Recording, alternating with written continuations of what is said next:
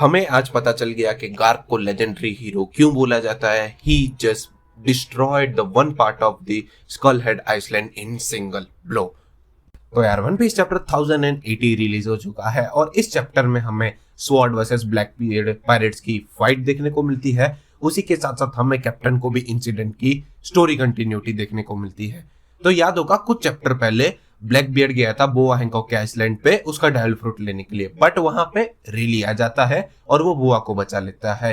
तो उसी चैप्टर के एंड में ब्लैक बियर्ड कोबी को किडनैप कर लेता है। तो उसकी स्टोरी इस चैप्टर में कंटिन्यू होती है और ब्लैक बियर्ड रिवील करता है कि उसने क्यों कोबी को किडनैप किया है। तो उसका पर्पस ये था कि वो इस आइसलैंड को किंगडम बनाना चाहता है और उसका राजा वो खुद बनना चाहता है, इसीलिए उसने कोबी को किडनैप किया है ताकि वर्ल्ड गवर्नमेंट वाले उसकी बात माने।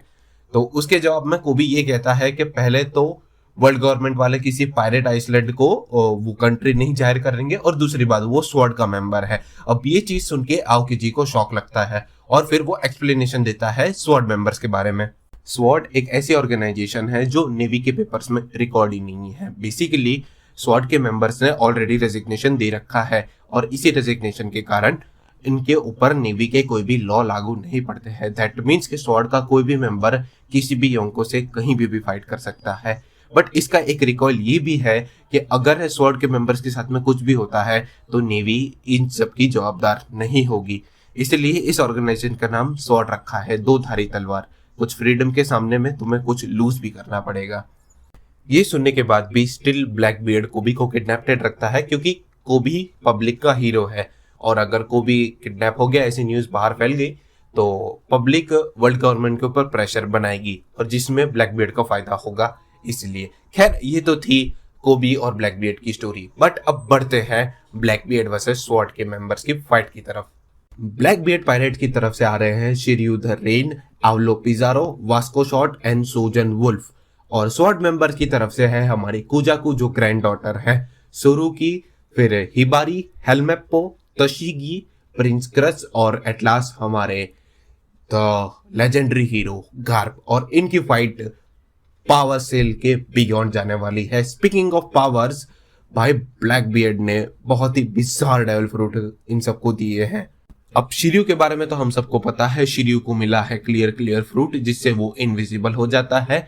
अब दूसरे आते हैं हमारे वास्को शॉट। अब वास्को शॉट ने लिया है लग फ्रूट, अब जिसका मुझे कोई आइडिया नहीं है कि वो डेविल फ्रूट की पावर क्या है। जहां तक मुझे पता चला है कि ये डेविल फ्रूट अल्कोहल से कनेक्टेड है और ये जो तुम बबल देख रहे हो जिसके ऊपर वो बैठा है वो उसकी पावर से बना है। वो कैसे मुझे नहीं पता, जब वो फाइट में इस्तेमाल करेगा तब हमें पता चल जाएगा।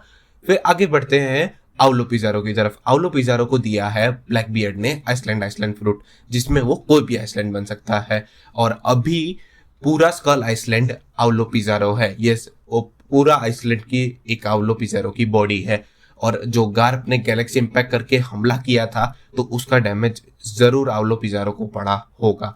और एटलास हमारे सोजू द वुल्फ, उसको मिला है बिग फ्रूट।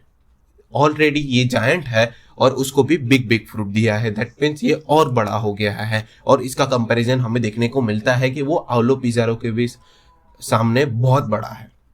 खैर ये तो थे ब्लैक बियर्ड के मेंबर्स। अब आते हैं स्वॉर्ड के मेंबर जिसमें हमारे पहले आते हैं प्रिंस ग्रस, जिनके पास क्ले फ्रूट की पावर है और clay fruit पैरामीशिया type devil fruit है जिसकी मदद से वो गोलम क्रिएट करते हैं जो बिल्कुल मरीन सोल्जर की तरह दिखते हैं और उनके लिए लड़ते हैं। और दूसरा कि वो एक बिल्डिंग का पार्ट भी बन सकते हैं, जैसे क्ले दीवार पे चिपक जाती है वैसे। अब ये मांगा में स्पेशल पैनल था इसीलिए मैं तुम्हें बता रहा हूं, अब कंफर्म है या नहीं ये तो मुझे भी नहीं पता, आगे के चैप्टर्स में हमें पता चल जाएगा।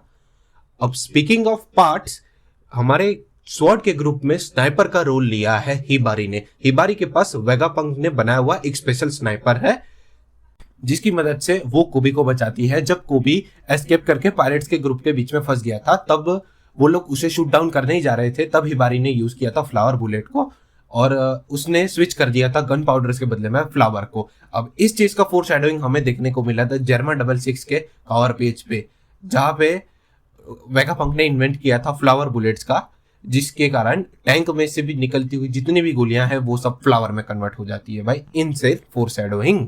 फिर आती है हमारी हंटर क्वीन कुजाकू। अब मैं इनको हंटर क्वीन क्यों कह रहा हूं मैं समझाता हूं। तो इन्होंने खाया है हमारा वेब फ्रूट और इनका इंट्रोडक्शन ही सीड्यूसिंग से हुआ है।